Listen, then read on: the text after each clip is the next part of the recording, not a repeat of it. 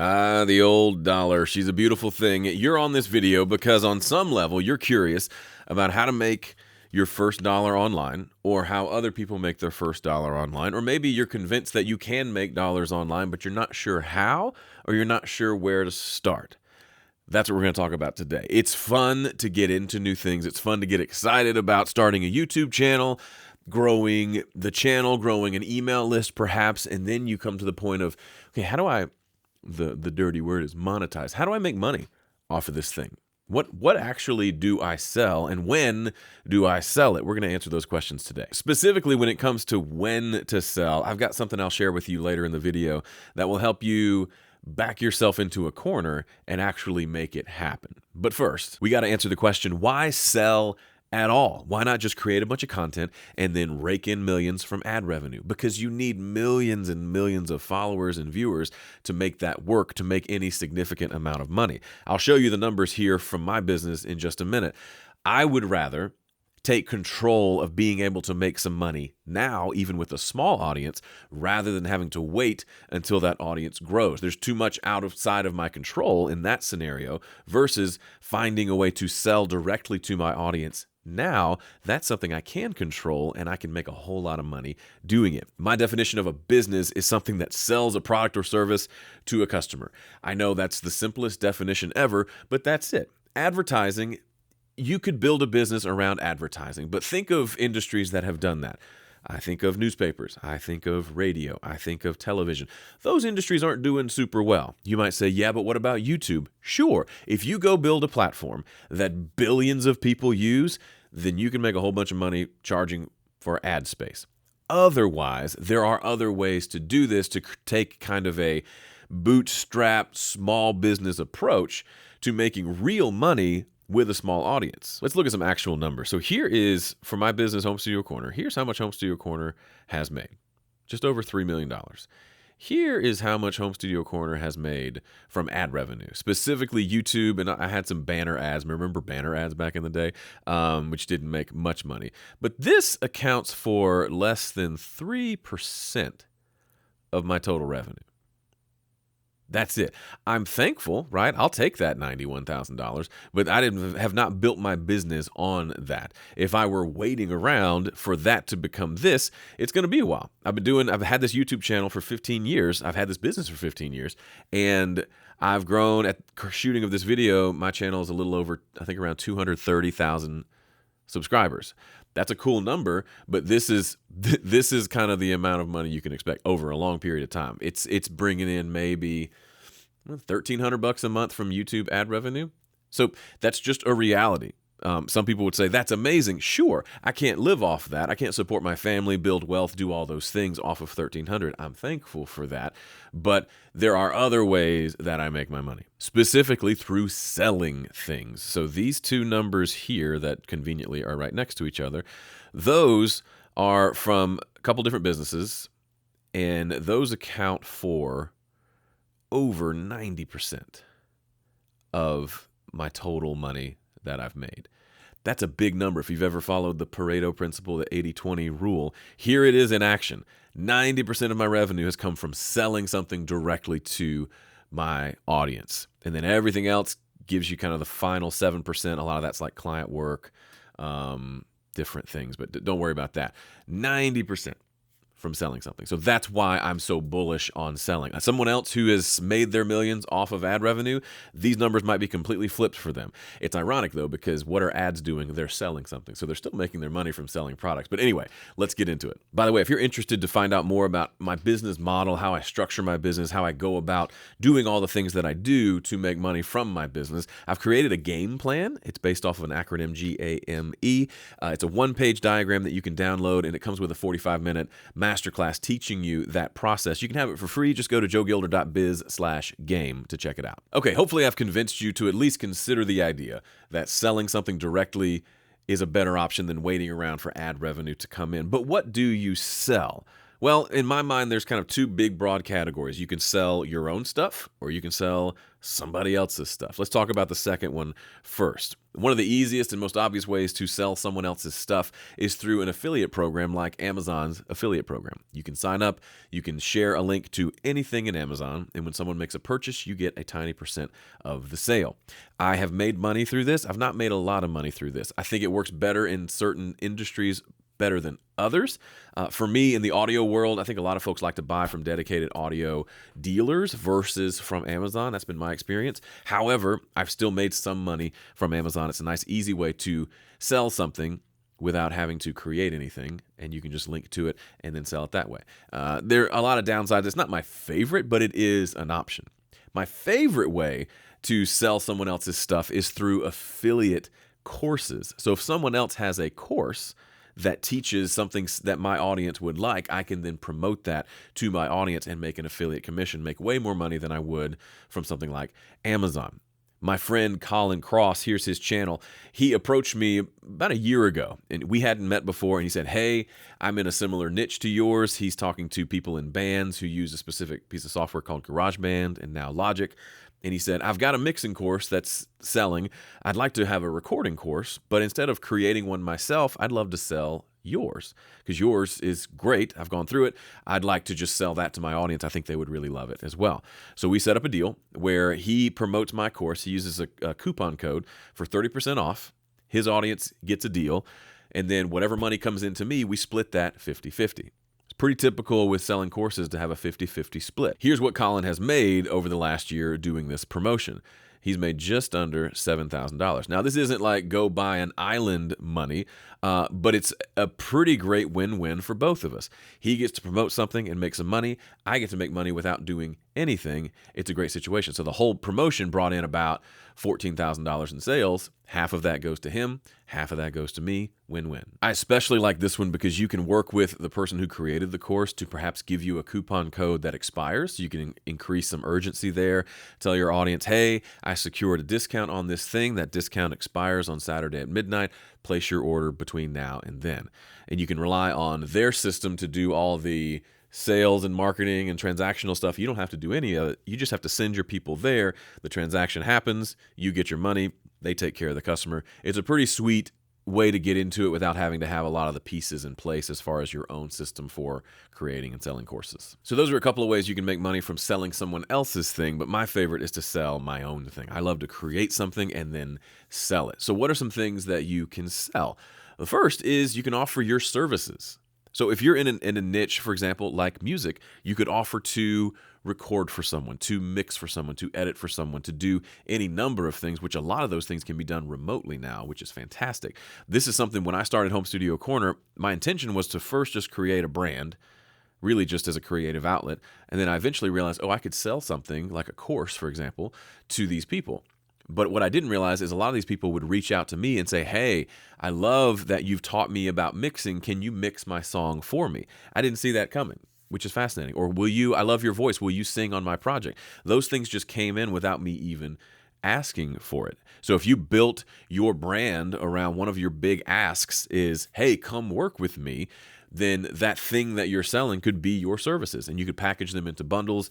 Here's how much it is to have me play on one song. Here's how much it is to have me, produce one artwork for you, whatever your niche is. You can service those clients that way. This can be in person, but like I said, it can be remote, which is fantastic. Another service you can offer, you're already in the content creation world. Hopefully you're making great content on your channel. There are brands who would love to have you create content for them. It's a lot of work, right? But you're able to, you kind of a twofold win. You make content for them. Ideally, they pay you because they know how valuable content is, and they're getting a steal. If you can make some great content for them and they don't have to do it in-house, it's fantastic.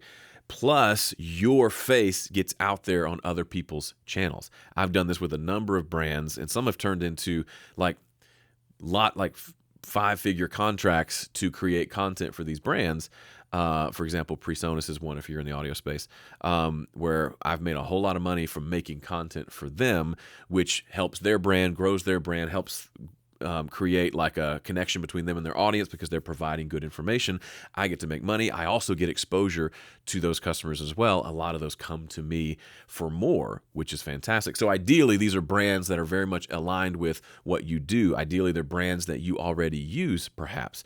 Certain products that you use, offer to make videos for them. You can do this as just a barter, free piece of equipment in exchange for a video. That's great. That's fun. But you can also find ways to do it as a consistent contractual thing. So right now I've got a contract going where I make several $1,000s every month to create X number of videos. And I just renegotiated that up to a higher number because I could. And I deliver that every month. Now, the problem with doing a service offer is there is a limit to it, right? You're trading your time for money. I'm saying I'm going to do this task for you for this amount of money. Ideally, you'll hopefully be able to charge a lot for that, but there's a limit to how much you can do, right? I can only make so many videos in a day, for example. So I could sell to a whole bunch of brands, but at some point there's a cap, and I would also hate having to do videos all day, every day just to make money. So it's not scalable in that sense, but it is a good way to get things rolling, and I think it makes sense to have that be a piece of your business model of how you're going to make money, offering to exchange your time for your services. If you're already doing that at a job, then why not do that for a client and have it be your own thing? So you may not be making tons of money, but at least it's your own thing, and then you can kind of build out from there and make it more scalable using some of the other ways we're going to talk about. Second way of selling your own stuff could be coaching. If you've got a channel where you're teaching people how to do stuff, it's almost natural that people will come to you and say, hey, do you do any one-on-one coaching on this specific topic? And if the answer is yes, now you've got another way to make money. Good news with this, it doesn't require much prep, right? If I have to sit down and create a video series, that's a lot of work. If I have to just sit down and talk to you and answer your questions, that's easy. I almost have to do no prep because I've already done the prep because I'm already an expert at whatever the subject matter is. And they're coming to me to learn from me. So I already know the stuff. They just have to ask, and then I just answer. Or I help them walk through solving their problem, a problem that I've solved hundreds of times. So it really doesn't cost a lot of time for me. I've already solved those problems. Now I'm just benefiting from that by helping others.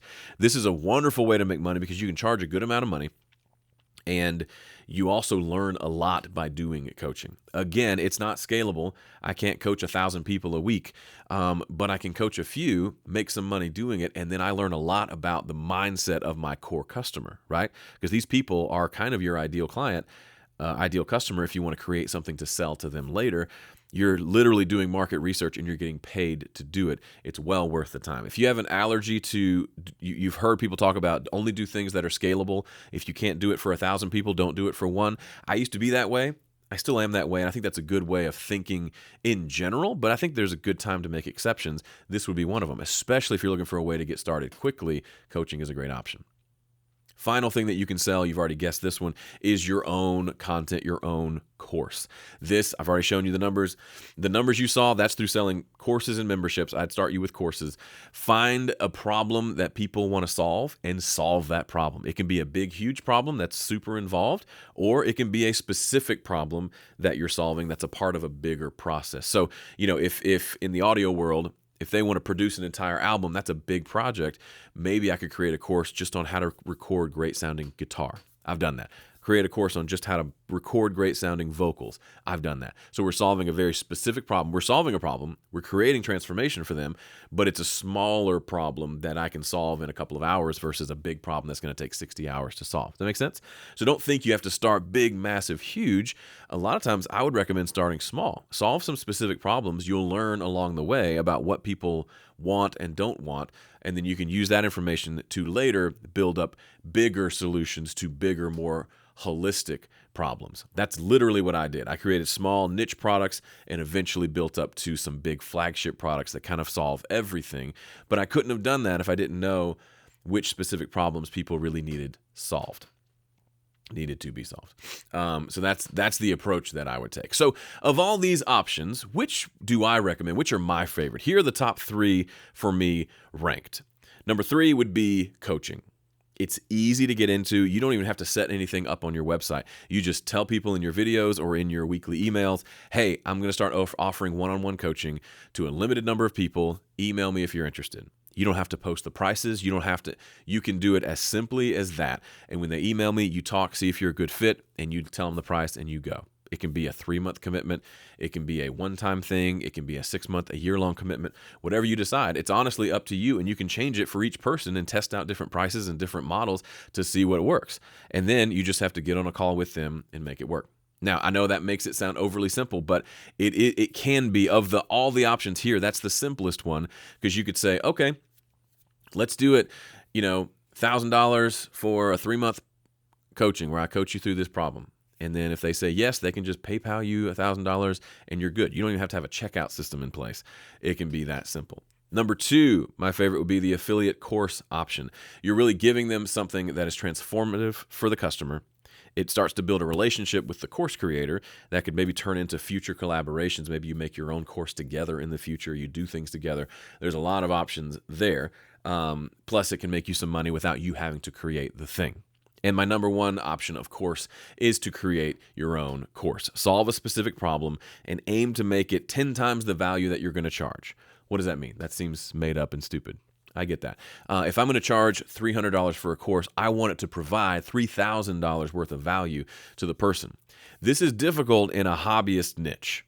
If I'm selling you a $3,000 course and I can make a good case for how it's going to help you make $30,000, that's an easy sell. If I'm selling you a $300 course and it's not going to help you make money because this is a hobby for you, I've got to come up with other ways to impress upon you how valuable this is. And there's lots of ways to do that. That's beyond the scope of this video. But 2 of those ways are, does it save time?